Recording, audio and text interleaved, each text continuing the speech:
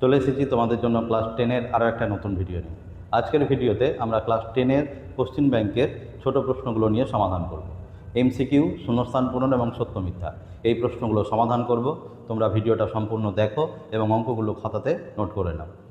আজকের ভিডিওতে আমরা যে প্রশ্নগুলো সমাধান করব, তোমাদের কোথাও বুঝতে সমস্যা হলে তোমরা কমেন্ট করে জানাবে। এছাড়াও তোমাদের কাছে আরও একটা অনুরোধ, তোমাদের কোন কোন চ্যাপ্টারের অঙ্কের প্রয়োজন বা কোন ধরনের অঙ্কের প্রয়োজন সেগুলো তোমরা কমেন্ট করবে। আমি তোমাদের জন্য মাধ্যমিক 2027 অঙ্কের প্রস্তুতির জন্য তোমরা যেমনভাবে চাইবে তেমনভাবে ভিডিওগুলো নিয়ে আসবো। আজকের ভিডিওতে যে অঙ্কগুলো করব সেই অঙ্কগুলো একটু ভালো করে মনোযোগ সহকারে দেখো। আজকের প্রথম যে অঙ্কটা দিয়েছে সেটা হচ্ছে বার্ষিক A% হার সরল সুদে কোনো মূলধনের B বছরের মোট সুদ যদি ABC/25 টাকা হয় তাহলে মূলধনের পরিমাণ কত হবে সেটা আমাদের কাছে জানতে চেয়েছে। আমরা এখানে যে সূত্রটা ব্যবহার করি সাধারণত সেটা হচ্ছে I = PRT/100। আমরা এখানে I মানে কি জানি? I মানে হচ্ছে সরল সুদ, P মানে হচ্ছে মূলধন, R হচ্ছে সুদের হার, আর T হচ্ছে সময়। এখানে আমাদের যে সুদের পরিমাণটা সেই সুদের পরিমাণ বলে দিয়েছে কত? ABC/25। তাহলে আমরা আয়ের জায়গাতে লিখব ABC/25। মূলধন তো কোশ্চেনে দেওয়া নাই, তাহলে P বসে গেল। আর মানে সুদের হার, সেটা কত দেওয়া আছে? A%। তাহলে আর এর জায়গাতে আমরা কত লিখব? A। সময় দেওয়া আছে হচ্ছে B, আর নিচে যে 100 ছিল সেটা আমাদের বসে গেল। এবারে আমরা এখান থেকে যেটা করব সেটা হচ্ছে এখানকার 25-এর সাথে এখানকার 100 কেটে গেল, তাহলে 4 পরে থাকবে। এখানকার A এর সাথে এখানকার A কেটে গেল, এখানকার B এর সাথে এখানে B কেটে গেল, পরে থাকলো তাহলে কি কোনাকুনি যদি গুণ করি আমরা, তাহলে এখান থেকে আমরা পাবো 4C = কত? P। তাহলে এই যে 4C = P পাওয়া গেল, তাহলে আমাদের মূলধনের পরিমাণ কত টাকা? অপশান নাম্বার ডি, 4C টাকা। তাহলে এই অঙ্কটা আমাদের অপশান হলো হচ্ছে ডি। এরপরে 1-এর 2 নম্বরে আমাদেরকে দুটো সমীকরণ দিয়ে দিয়েছে। বলেছে x² + xy + x = 12 আর y² + xy + y = যদি 18 হয় তবে আমাদেরকে জানতে চেয়েছে যে x + y এর মান কত। তাহলে এখান থেকে আমরা কি করব একবার দেখে নাও। যে দুটো সমীকরণ দিয়েছে সেই দুটোকে আমরা একবার টুকে নিব। যদি টুকে নিই তাহলে কি পাবো দেখো। প্রথম যে সমীকরণটা সেটা x² + xy + x = 12। পরের যে সমীকরণটা সেটা আমাদের দিয়েছে হচ্ছে y² + xy + y = 18। আমরা এই সমীকরণ দুটোকে কি করব? যোগ করে দেব। যদি যোগ করে দিই তাহলে আমরা কি পাবো দেখো। x² প্লাস হচ্ছে y², xy আর xy যোগ করলে হচ্ছে 2xy প্লাস x প্লাস হচ্ছে কত? y = কত? ডান দিকে 30। আমরা এখানে x² + y² + 2xy এই অংশটুকু, x² + y² + 2xy এই অংশটুকু মিলিয়ে একটা সূত্র পড়ে যাবে, সেটা হচ্ছে x + y এর হোল স্কোয়ার। তাহলে এখানে আমরা সূত্রটা প্রয়োগ করে দিলাম। এটা হলো x + y তার হোল স্কোয়ার প্লাস হচ্ছে কত? এটা x + y, আর ওই দিক থেকে যদি 30টা বাম দিকে চলে আসে তাহলে -30 = 0। আমরা কি করছি? x + y এটাকে a ধরে নিচ্ছি। তাহলে সমীকরণটা দাঁড়িয়ে গেল a² + a -30 = কত? 0। তাহলে আমরা কি ধরেছি? যে x + y = a ধরি, এটা আমরা ধরে নিয়েছি। তাহলে x + y কে যদি a ধরে নিই তাহলে এখান থেকে a এর যে মানটা বেরোবে সেটাই হচ্ছে x + y এর মান। তাহলে এখান থেকে আমরা এটাকে যদি মিডিল টার্ম ফ্যাক্টর করি তাহলে a² + 6a - 5a -30 = 0। তাহলে এখান থেকে a কমন নিলে কত হচ্ছে? a + 6 -5 কমন নিলে কত হচ্ছে? a + 6 = 0। তাহলে আমাদের যে উৎপাদক দুটো সেটা হয়ে গেল a + 6 × a - 5। তাহলে আমরা বাম দিকে পেলাম a + 6 × a - 5 = কত? 0। তাহলে এই দুটো রাশির গুণফল যেহেতু 0, তার মানে এটা 0 হবে অথবা এটা 0 হবে। যদি a + 6 = 0 হয়, যদি a + 6 = 0 হয় তাহলে এখান থেকে আমরা পেয়ে যাব কি?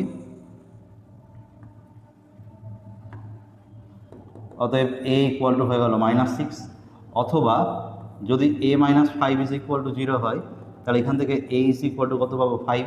তাহলে আমাদের a এর যে মান দুটো পেলাম সেটা হচ্ছে 5 আর -6। তার মানে x + y এর যে মান সেটা হবে হচ্ছে কত? অপশান ডি, 5 ও -6। এই হচ্ছে আমাদের 2 নম্বর প্রশ্ন।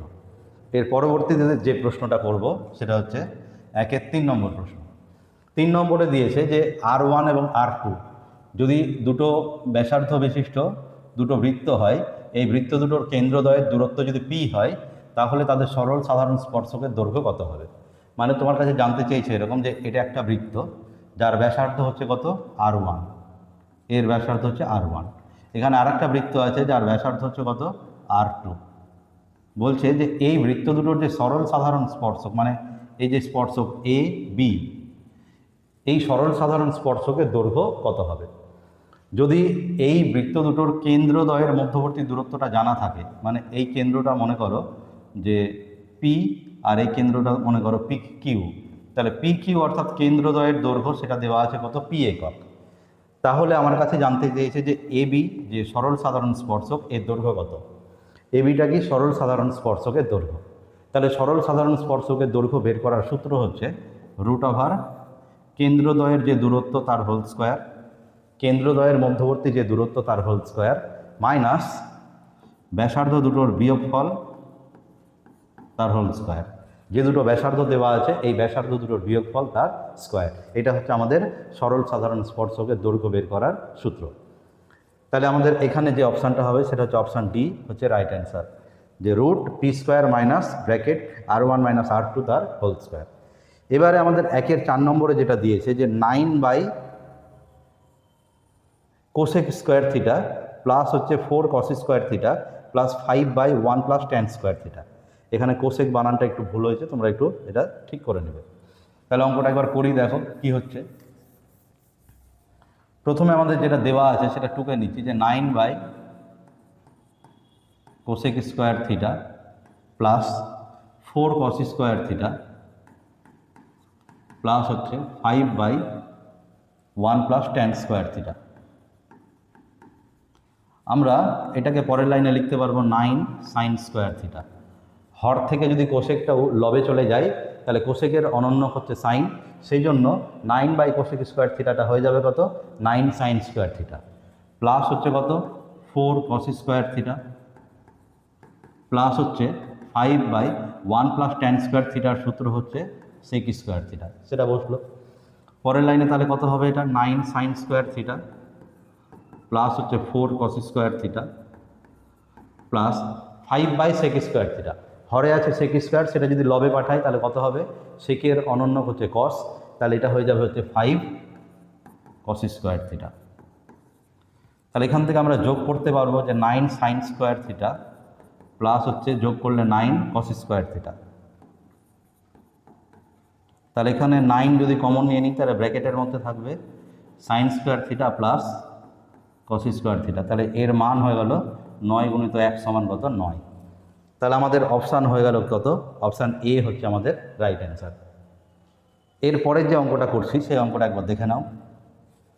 বলেছে যে একটি আয়তঘন এর 3টি সংলগ্ন তলের পৃষ্ঠতলের ক্ষেত্রফল হচ্ছে দিয়ে দিয়েছে, যদি হয় তাহলে ওই আয়তঘনটার আয়তন কত হবে। মনে করো দৈর্ঘ্য L, প্রস্থ B আর উচ্চতা হচ্ছে H। একটা পৃষ্ঠের ক্ষেত্রফল তাহলে হবে হচ্ছে, যদি একটা পৃষ্ঠের ক্ষেত্রফলকে A1 দিয়ে লিখি তাহলে A1 = LB, A2 = হবে হচ্ছে BH আর A3 = হবে হচ্ছে কত LH। এই হচ্ছে 3টা পৃষ্ঠের ক্ষেত্রফল। যদি এরকম 3টে পৃষ্ঠের ক্ষেত্রফল জানা থাকে তাহলে এখান থেকে আয়তনের যে সূত্র, সেই আয়তনের সূত্র হচ্ছে √ এই ক্ষেত্রফলগুলোর গুণফল, তাই না? এই হচ্ছে আমাদের সূত্র। তাহলে এখানে তো 3টে ক্ষেত্রফল আমাদের দেওয়া আছে, একটা AB3, একটা BC আর একটা হচ্ছে CA3। তাহলে A1, A2, A3 3টে মানই দেওয়া আছে। তাহলে এই মানগুলো যদি আমরা এখানে বসিয়ে দিই তাহলে আমরা আয়তন পেয়ে যাবো হচ্ছে কত, সেটা √ A1, A2, A3। A1 এর মান হচ্ছে AB3, A2 এর মান হচ্ছে কত BC আর A3 এর মান হচ্ছে CA3। তাহলে এখান থেকে আমরা পাচ্ছি হচ্ছে A কটা আছে মোটের উপর 4টা, তাহলে A⁴, B আছে 4টা তাহলে B⁴ আর C আছে 2টো তাহলে C²। তাহলে এরা যদি রুটের বাইরে বেরিয়ে যায় তাহলে এটা কত হবে A², B², C। তাহলে A², B², C কত নম্বর অপশানে আছে, অপশান ডি হচ্ছে আমাদের রাইট অ্যান্সার। তাহলে এই হচ্ছে আমাদের 3টে পৃষ্ঠতলের যদি ক্ষেত্রফল জানা থাকে সেখান থেকে আয়তন বের করার হচ্ছে সূত্র। এবারে আমাদের যেটা দেওয়া আছে সেটা হচ্ছে n সংখ্যক সংখ্যার গড় বলে দিয়েছে x বার, n-1 সংখ্যক তথ্যের যোগফল বলে দিয়েছে k, তাহলে n তম সংখ্যাটা কত হবে। এই ধরনের যে প্রশ্নগুলো আমরা সমাধান করব কিভাবে করতে হচ্ছে ভালো করে মনোযোগ সহকারে দেখো। n সংখ্যক তথ্যের গড় সমান কত, x বার, তাহলে অতএব n সংখ্যক তথ্যের মোট কত হবে, সেটা হচ্ছে n ইন্টু x বার, মানে n সংখ্যক তথ্যের গড় যদি x বার হয় তাহলে n সংখ্যক তথ্যকে যোগ করলে কত পাওয়া যাবে, nx বার। তাহলে n-1 সংখ্যক তথ্যের যোগফল দিয়ে দিয়েছে কত, কি। তাহলে n সংখ্যক তথ্যের যোগফল nx বার, n-1 সংখ্যক তথ্যের যোগফল k, তাহলে n-তম সংখ্যাটা হবে কত। তাহলে n-তম সংখ্যা বা n-তম তথ্য, যে কোনো যা লিখো তাই হবে, তথ্য হবে সেই মোট যোগফল থেকে k বাদ। তাহলে এই হচ্ছে আমাদের n-তম সংখ্যা বা n-তম তথ্য বের করার নিয়ম, nx বার মাইনাস k। তাহলে অপশান হচ্ছে ডি রাইট অ্যান্সার। তাহলে আমাদের যে 6টা এমসিকিউ সেই 6টা এমসিকিউ কমপ্লিট হলো। এরপরে আমরা করব হচ্ছে শূন্যস্থান পূরণগুলো। বলেছে পি টাকার r% চক্রবৃদ্ধি হার সুদে অর্জিত সুদের পর্ব যদি ত্রৈমাসিক হয় তাহলে n বছরের সমূল চক্রবৃদ্ধি কত হবে। তাহলে এখানে সুদের পর্ব যদি ত্রৈমাসিক হয় তাহলে 1 বছরে সুদ পাওয়া যাবে কবার, 4 বার। যদি 1 বছরের সুদ পাওয়া যায় 4 বার তাহলে আমাদের সমূল চক্রবৃদ্ধির ফর্মুলা হচ্ছে p into 1 plus r/4 into 100 উপরে হচ্ছে কত, 4n। এই হচ্ছে আমাদের কিসের সূত্র, এটা হচ্ছে যদি ত্রৈমাসিক হয়, 1 বছরে 3 মাস পর পর সুদ পাওয়া যায়। তাহলে 1 বছরে যদি 3 মাস পর পর সুদ পাওয়া যায় তাহলে মোটের উপর 1 বছরে সুদ পাওয়া যাবে কবার, 4 বার। সেই জন্য এখানে হবে r/4, এখানে হবে 4n। এই হচ্ছে আমাদের সমূল চক্রবৃদ্ধি বের করার ফর্মুলা। এবার এখানে আমাদের যেটা দিয়েছে পি টাকার r% চক্রবৃদ্ধি সুদের হারে সুদের পর্ব যদি ত্রৈমাসিক হয় তাহলে n বছরের সমূল চক্রবৃদ্ধি যেটা হবে সেটা হচ্ছে এত টাকা। এই হচ্ছে আমাদের প্রথম শূন্যস্থান পূরণের উত্তর। এরপরে যেটা দেওয়া আছে যে ax² plus 2bx plus c is equal to 0, যেখানে বলে দিয়েছে a নট ইকুয়াল টু 0। একটা দ্বিঘাত সমীকরণ, এই বীজদ্বয়ের যদি বাস্তব ও সমান হয়, তাহলে বীজদ্বয় যদি বাস্তব ও সমান হয় তাহলে আমরা লিখতে পারবো কি, এই সমীকরণটার নিরূপক সমান হচ্ছে কত, 0। তাহলে নিরূপকের সূত্রকে b² মাইনাস 4ac। তবে এখানে b এর জায়গাতে কত দেওয়া আছে, এই পদটা দেখতে পেলেই আমরা দেখতে পাবো যে b এর বদলে দেওয়া আছে যে 2b। তাহলে আমরা এখান থেকে লিখতে পারবো যে 2b তার হোল স্কোয়ার মাইনাস 4। a এর জায়গাতে কত দেওয়া আছে, এই পদটা দেখতে গেলে a এর জায়গাতে a দেওয়া আছে, c এর জায়গাতে c দেওয়া আছে। তাহলে 4ac ইজ ইকুয়াল টু কত, 0। তাহলে এখান থেকে আমরা পাচ্ছি 4b² minus 4ac is equal to 0। তাহলে এখান থেকে আমরা পেয়ে গেলাম 4b² ইকুয়াল টু কত, 4ac। তাহলে দুই দিক থেকে 4 উঠে গেলে b² ইকুয়াল টু কত, ac। তাহলে আমার কাছে জানতে চাইছে b² এর মান কত হবে, তাহলে b² এর মান কত হবে, ac। এই হচ্ছে আমাদের দ্বিতীয় যে শূন্যস্থান পূরণ সেটার উত্তর। এর পরবর্তী যে অঙ্কটা আমরা করব সেটা হচ্ছে, বলেছে যে দুটি বৃত্তের ব্যাসার্ধের দৈর্ঘ্য যদি r1 এবং r2 হয়, কেন্দ্রদ্বয়ের মধ্যবর্তী দূরত্ব যদি r1 প্লাস r2 হয়, তাহলে এর তির্যক সাধারণ স্পর্শকের দৈর্ঘ্য কত হবে। তার মানে এখানে তোমাকে বলে দিয়েছে যে একটা বৃত্তের ব্যাসার্ধ হচ্ছে r1 আর একটা বৃত্তের ব্যাসার্ধ হচ্ছে কত, r2, আর এদের কেন্দ্রদ্বয়ের দূরত্ব হচ্ছে r1 প্লাস r2। এই কথাটার মানে হচ্ছে যদি তাদের কেন্দ্রদ্বয়ের দূরত্ব ব্যাসার্ধের যোগফলের সাথে সমান হয়, তার মানে তোমাকে বুঝে নিতে হবে যে এই বৃত্ত দুটো বহিঃস্পর্শ করেছে। বৃত্ত দুটো কি করেছে, বহিঃস্পর্শ করেছে। তাহলে যদি বৃত্ত দুটো বহিঃস্পর্শ করে তাহলে এর আমরা সরল সাধারণ স্পর্শক আঁকতে পারবো কটা, দুটো, আর একটা আঁকতে পারবো হচ্ছে তির্যক সাধারণ স্পর্শক। তাহলে এই তির্যক সাধারণ স্পর্শক মানে কি, সেটা হচ্ছে সাধারণত একটা বৃত্তের উপরের এই বিন্দু থেকে আর একটা বৃত্তের নিচের এই যে বিন্দুর দূরত্ব, এটাকে বলা হচ্ছে তির্যক সাধারণ স্পর্শকের দৈর্ঘ্য। তাহলে এই তির্যক সাধারণ স্পর্শকটা এই বৃত্তের ক্ষেত্রে কেমন হয়েছে, এই বৃত্তটা এসে এই জায়গাতে টাচ করে গেছে। তাহলে এই তির্যক সাধারণ যে স্পর্শক এর দৈর্ঘ্য কত হয়ে যাবে, এর দৈর্ঘ্য হয়ে যাবে হচ্ছে 0 একক। 0 একক, ঠিক আছে। তির্যক সাধারণ স্পর্শকের দৈর্ঘ্য কত হবে, 0 একক। এরপরে আমাদের দিয়েছে একটা সমকোণী সমদ্বিবাহু ত্রিভুজ, যার বি কোণটা হচ্ছে 90 ডিগ্রি।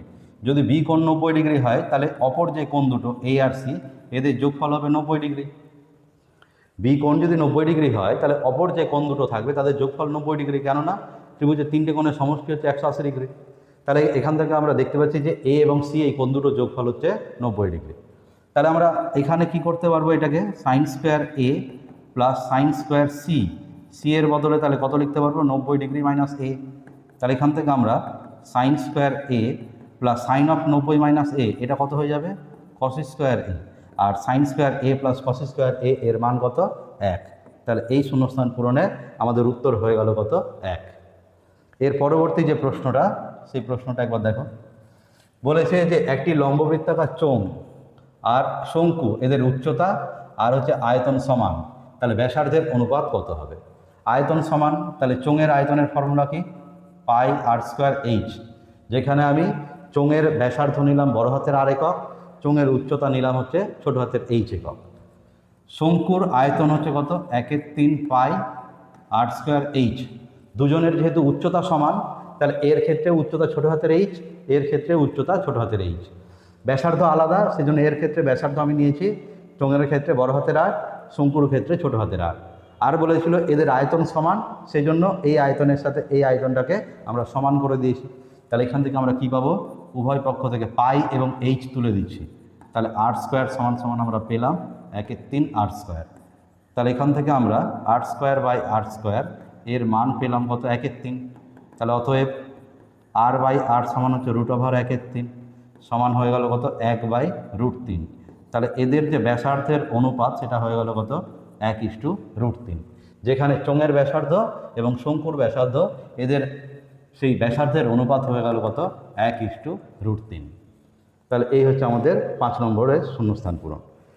তারপরের যে প্রশ্নটা, x1 x2 করতে করতে x100, অর্থাৎ এখানে মোট 100টা তথ্য দেওয়া আছে। এই 100টা তথ্যের মধ্যমা কত হবে সেটা জানতে চেয়েছে। তাহলে মোট যে পরিসংখ্যা সেটা কত, 100। যেহেতু মোট পরিসংখ্যাটা 100 আর এটা একটা জোড় সংখ্যা, এই মোট পরিসংখ্যাটা কি, একটা জোড় সংখ্যা, তাহলে আমাদের মধ্যমা নির্ণয়ের সূত্র কি, মধ্যমা নির্ণয়ের সূত্র হচ্ছে কত, সামনে একটা 1/2, ব্র্যাকেটে হবে হচ্ছে 100/2 তম পদ, প্লাস হচ্ছে এখানে কত হবে, 100/2 প্লাস 1 তম পদ। তার মানে 1/2 50/2, 100/2 মানে 50তম পদ। এই সিরিজ অনুসারে আমরা বুঝতে পারছি যে x1 x2 x3 করতে করতে 50তম যে পদটা সেটা হবে কত, x50, প্লাস এটা হচ্ছে 100/2 মানে 50 প্লাস 1 মানে 51তম পদ। তাহলে 51তম পদ আবার কত হবে, তাহলে ওই সিরিজে x51। তাহলে এটাই হচ্ছে আমাদের মধ্যমা। মধ্যমাটা তাহলে কত দাঁড়াচ্ছে, x50 প্লাস x51/2, মানে এটাকে আমরা এইভাবে লিখে নিতে পারবো যে x50 প্লাস x51 পুরোটা বাই 2, এই হচ্ছে আমাদের মধ্যমা। তাহলে আমাদের এই সমস্ত ছোট প্রশ্নগুলো কমপ্লিট হলো। এবারে আমরা করব সত্য মিথ্যা। বলেছে চক্রবৃদ্ধি সুদের ক্ষেত্রে যদি প্রথম বছর, দ্বিতীয় বছর আর তৃতীয় বছর সুদের হার হচ্ছে R1%, R2/2% আর 2 আর 3% হয়, তাহলে 3 বছরের শেষে সমূল চক্রবৃদ্ধিটা কত হবে। তাহলে সমূল চক্রবৃদ্ধির যে ফর্মুলাটা সেটা হবে P×1 + প্রথম সুদের হার বাই 100, তারপর ×1 + দ্বিতীয় সুদের হার, ঠিক আছে, সেটা হচ্ছে R2/2 বাই 100, তারপর 1 + তৃতীয় যে সুদের হার সেটা হচ্ছে 2R3/100। এটা হচ্ছে আমাদের সমূল চক্রবৃদ্ধির ফর্মুলা। তাহলে এখানে কি মিলছে না, এখানে P আছে দেখতে পাচ্ছি, 1 + R1/100 এটাও আছে, তাহলে R2/100 আছে, কিন্তু হবে কত, R2/200, এখানে ভুল দেওয়া আছে। তাহলে এটা কি হবে, মিথ্যা। পরেরটা চেক করার প্রয়োজন নেই। বলেছে x²/x = 6, এই সমীকরণের বীজদ্বয় কত হবে। তাহলে এই যে সমীকরণটা x²/x = 0, এই সমীকরণে কিন্তু x এর মান 0 হবে না। কেন x এর মান 0 হবে না, তার কারণ হচ্ছে যে x যদি 0 হয় তাহলে x²/xটা কত হয়ে যাচ্ছে, 0/0, আর 0/0 হয়ে গেল কি, অসংখ্যাত। তাহলে এক্স যদি 0 হয় তাহলে এই সমীকরণের বাম পক্ষটা অসংগত হয়ে যাচ্ছে। তার মানে তোমাকে বুঝে নিতে হবে যে এক্সের মান কিন্তু কখনোই 0 হবে না, অর্থাৎ এই অঙ্কের ক্ষেত্রে এক্স হচ্ছে কি নট ইকুয়াল টু 0, অর্থাৎ এক্সের মান 0 হবে না। যখনই কোনো সমীকরণে একটা রাশির মান 0 না হয় তাহলে সেই রাশিগুলোকে আমরা কাটাকাটি করতে পারি। যদি এক্স আর এক্স স্কোয়ারকে কেটে দিই তাহলে পাওয়া গেল কত, এক্স ইকুয়াল টু 6। তাহলে এই সমীকরণের কেবলমাত্র একটাই বীজ হবে হচ্ছে 6, এই সমীকরণের বীজ 0 হবে না। তাহলে এখানে সমীকরণের দুটো বীজ বলেছে 0 এবং 6, তাহলে এটা কি হয়ে গেল, মিথ্যা। কারণ এই সমীকরণের একটাই বীজ পাওয়া যাবে, সেটা হচ্ছে শুধু 6। ঠিক আছে। আচ্ছা, যদি এক্সের মান নট ইকুয়াল টু 0 হয় তবেই আমরা এই কাটাকাটিটা করতে পারবো। আর যদি কোথাও এক্সের মান হচ্ছে 0 হওয়ার সম্ভাবনা থাকে তাহলে কিন্তু আমরা এই জায়গাতে সেই কাটাকাটিটা করতে পারবো না। তাহলে তোমরা শুধু এখানে এইটুকু মনে রাখবে যে যদি এক্সটা নট ইকুয়াল টু 0 হয় তবে এই জায়গাটাতে কাটাকাটি করা যাবে, আর যদি এটা ইকুয়াল টু 0 হয় তবে এটা কাটাকাটি করা যাবে না। তাহলে এটা মনে রাখতে হবে। ঠিক আছে। এর পরবর্তী যে সত্য মিথ্যা করব সেটা হচ্ছে যে অর্ধবৃত্ত অপেক্ষা বৃহত্তর বৃত্তাংশস্থ কোণ সর্বদাই সূক্ষ্ম কোণ, এটা হচ্ছে কী হবে, সত্য। তারপরে বলছে sine theta plus cos theta এর বৃহত্তম মান হচ্ছে 2, এটাও কী হবে, মিথ্যা, কারণ এর বৃহত্তম মান হচ্ছে 2 হবে না। ঠিক আছে। এখানে হচ্ছে একটি ঘনকাকৃতি ঘরের কর্ণ আর মেঝের কর্ণ এই দুটোর অনুপাত বলে দিয়েছে √2:√3। তাহলে একটা ঘনকাকৃতি যে কর্ণ তার মেঝেটা হচ্ছে একটা বর্গক্ষেত্র, সেই মানে ঘনকের বাহু যদি এ হয় তাহলে তার মেঝে হচ্ছে বর্গক্ষেত্র, বর্গক্ষেত্রের কর্ণ হচ্ছে a√2, আর ঘনকের যে কর্ণটা সেটা হচ্ছে a√3। তাহলে এদের অনুপাত হয়ে গেল কত, √2:√3। তার মানে এটা কি হবে, সত্য। একটা পরিসংখ্যা বিভাজনের সংখ্যাগুরু মান তার আয়তলেখর লেখচিত্র থেকে নির্ধারিত হয়, তাহলে এটা কি হবে, সত্য। তোমাদের এই জায়গাতে আমি একটা গণ্ডগোল করেছি, সেটা হচ্ছে এখানে ঘরের কর্ণটা আগে বলেছে, মেঝের কর্ণটা কিন্তু পরে বলেছে। তাহলে এর উত্তরটা কিন্তু এই রকম হবে, ঘরের কর্ণ হবে a√3 আর মেঝের কর্ণ হবে a√2, তাহলে এর উত্তর হয়ে যাবে √3:√2। তার মানে এটা কিন্তু সত্য হবে না, এটা মিথ্যা হবে। ঠিক আছে। কি বলেছে সেটা কিন্তু প্রশ্নের দিকে ভালো করে খেয়াল করতে হবে যে কোনটা আগে বলেছে। তাহলে আজকের ভিডিওতে আমরা কিছু এমসিকিউ, সত্য মিথ্যা আর শূন্যস্থান পূরণ নিয়ে আলোচনা করলাম। এর পরবর্তী ভিডিওতে আবার কোনো চ্যাপ্টারের আমরা অঙ্ক কিংবা এমসিকিউ এরকমই প্রশ্ন উত্তর নিয়ে আলোচনা করব। তোমরা কমেন্ট করে জানাবে যে তোমাদের কোনটা বেশি ভালো লাগছে। আজকের ভিডিও এখানেই শেষ করছি। তোমরা সকলে ভালো থেকো এবং সুস্থ থেকো।